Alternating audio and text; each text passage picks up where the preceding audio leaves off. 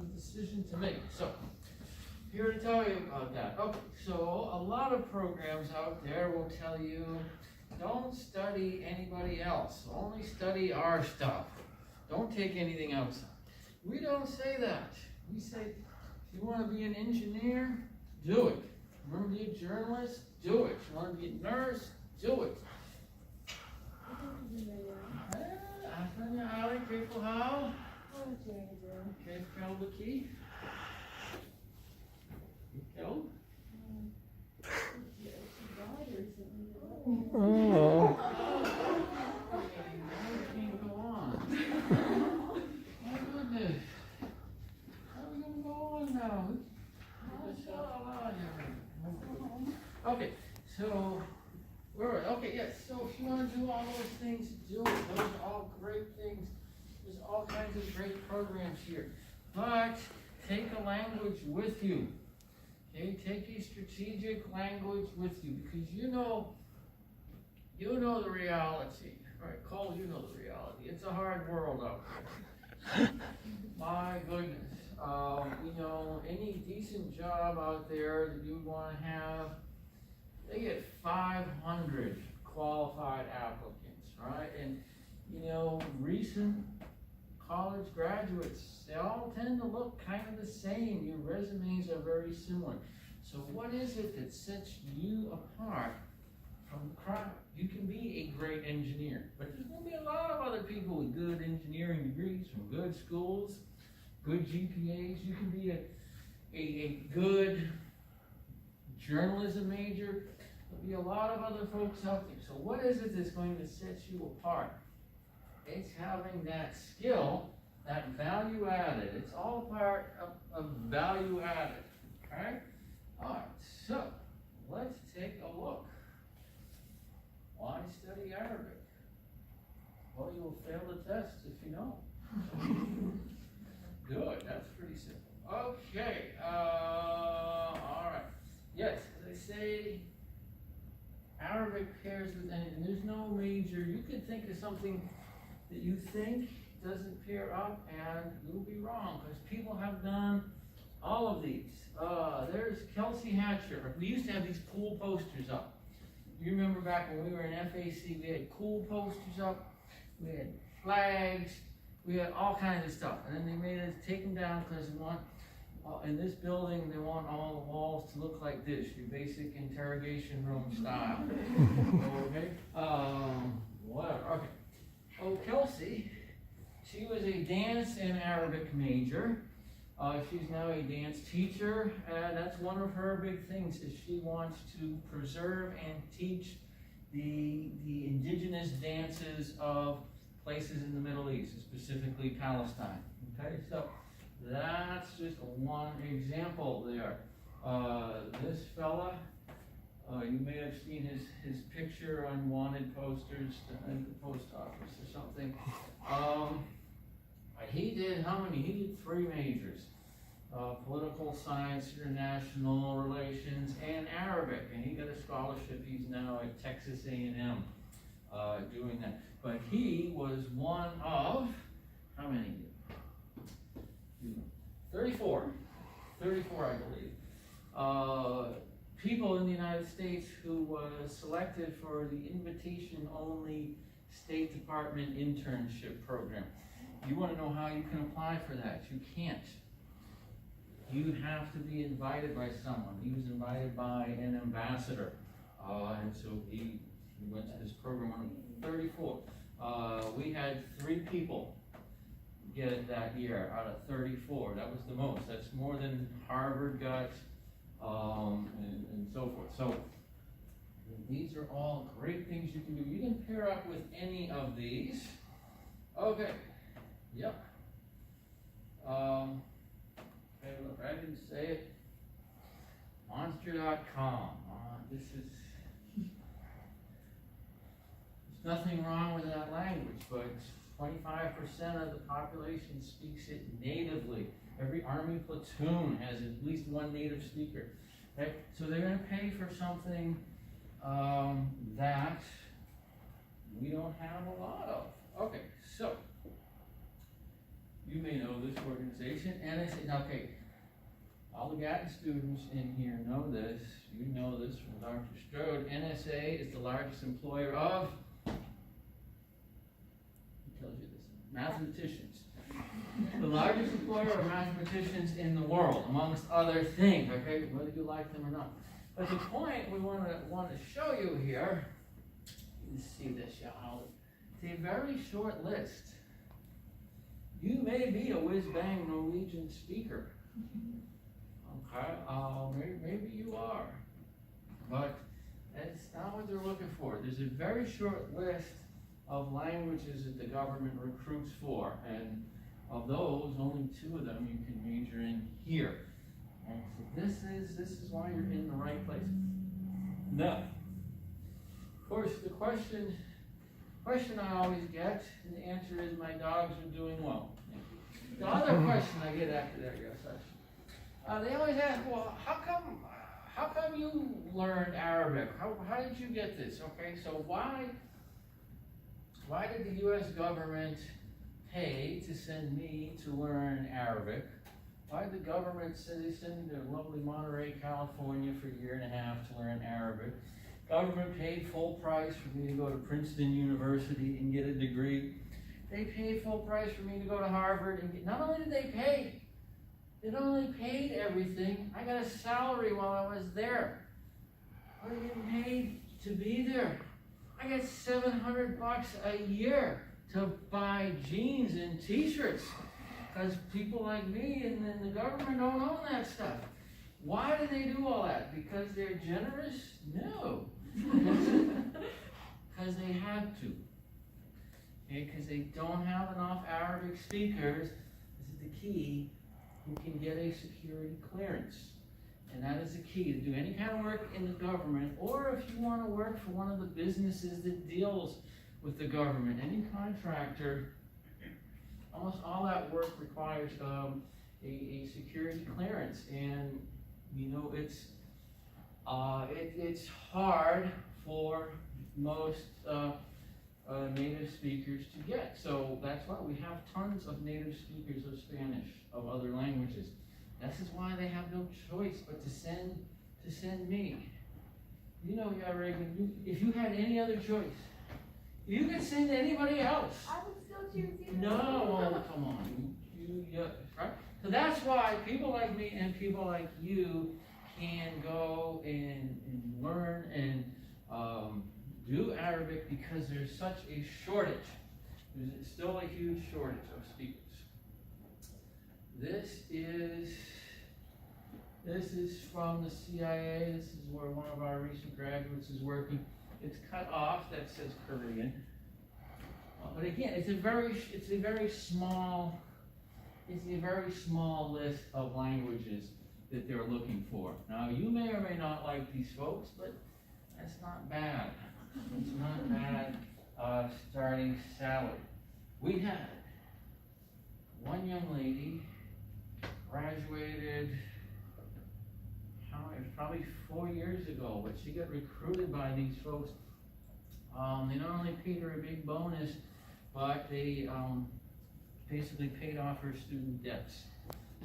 This is how interested they were in having her. Okay? All right. So you may say to me, well, I don't want to work for the government. Okay? I hear they're a real bummer. Okay? That's not true. There's a lot of fun. Well, maybe you want to work in business. Okay. This is just showing you the growth. Arabic is the biggest growing language of instruction in the country. Much larger than number 2. Okay? Which are all good. They're all good. Okay. If you want to work in business, this is Kentucky businesses. And I believe the State of Gurwan owns several of these. Several multi-million-dollar corporations where he is shipping Pokemon all over the Commonwealth. And this just shows you how business has increased. These are Kentucky businesses. So, you know, that's one thing that's changed, and particularly with the pandemic, and now we're doing everything, people have got used to doing everything on Zoom. So some folks say, well, I like international stuff, I want to work in that, but I don't want to go live overseas. Well, you know, nowadays that's not necessary. You can be doing international business from down in Nashville or up in Louisville, and you could be talking to Hong Kong or Cairo or wherever. So there's actually great possibilities for that. Well, you're saying this is fabulous. Now how much would you pay? Don't answer yet. All right. If you want to study this, in Kentucky we have the only real Arabic language program. So this is the right place to be. I mean, people come from far and wide. They come from distant lands. They come from Tennessee. That far. Springfield. My goodness. Places you didn't know exist. Okay. And of course, you want to study abroad. Now, some of you already have studied abroad, and many of you will. But this is a great thing because it's not time off from what you're doing. Depending on where you go, so like if you did the program in Jordan over the summer, which is where those people were, there he is, you can get 8 credits. 8 credits will count towards your major. It'll take courses off of there. That, of course, she is in Morocco. Aha! Aha, Chris, very interesting. This young lady in Morocco, you say, what is she doing here? She has since graduated. That's Ebony is her name. She was an art major in Arabic. MashaAllah. How did she combine those? And she was actually a painter, an oil painter. She got a Fulbright scholarship to go to Morocco and do paintings of people, particularly Berbers, indigenous people in the Atlas Mountains, to essentially preserve the images, but through oil paintings. And she got a scholarship for that.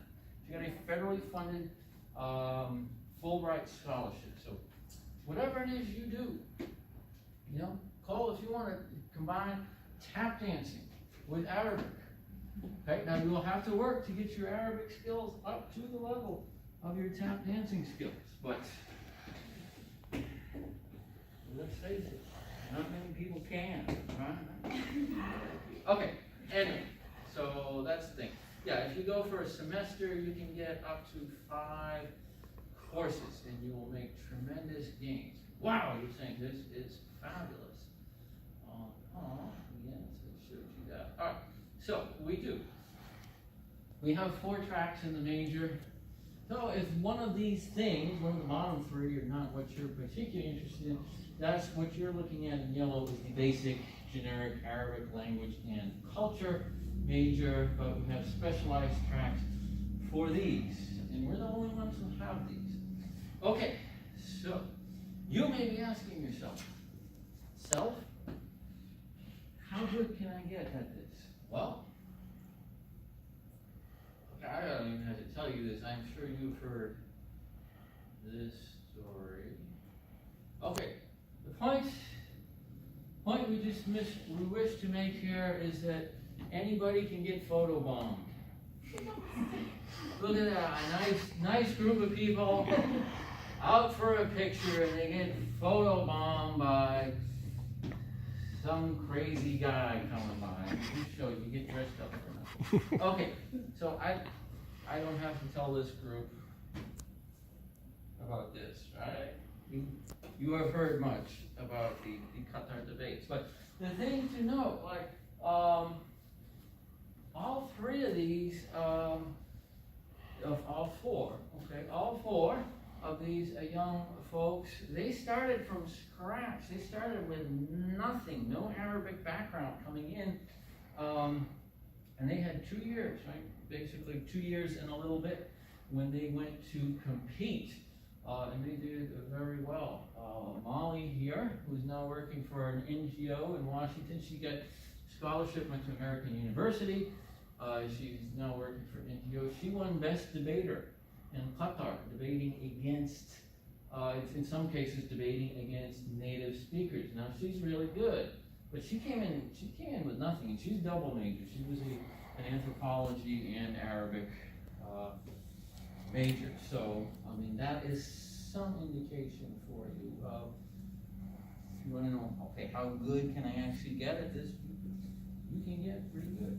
So that's the thing. I mean, you already made it this far. You're already hooked. But just think, it's, you know, what can you add? What value added are you going to bring to whatever employer you end up going to or trying to go to?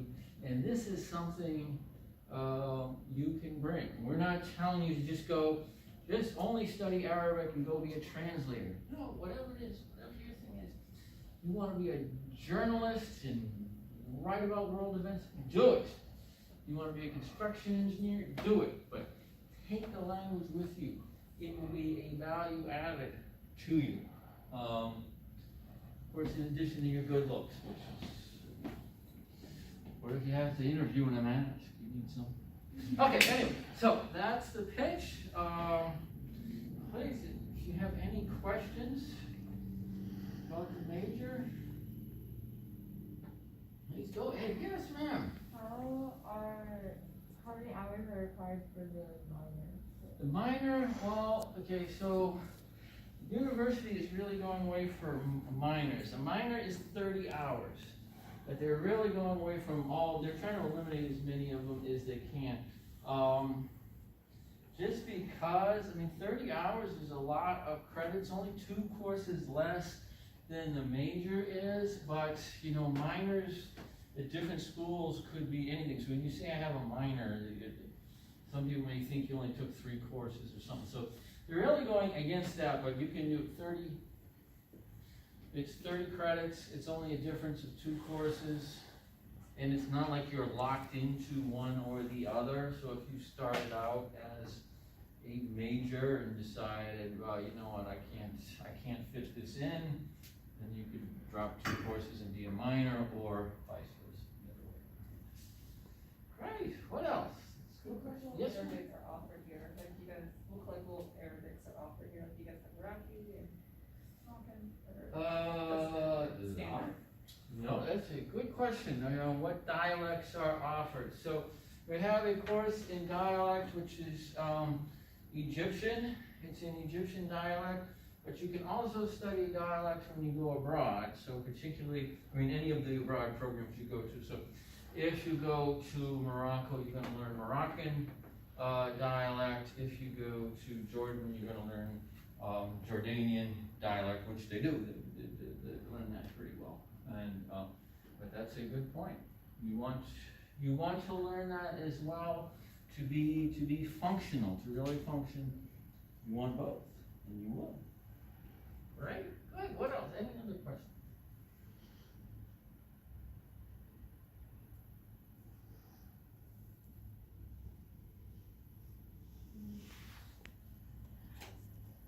No questions? All right, Shukran, thank you very much.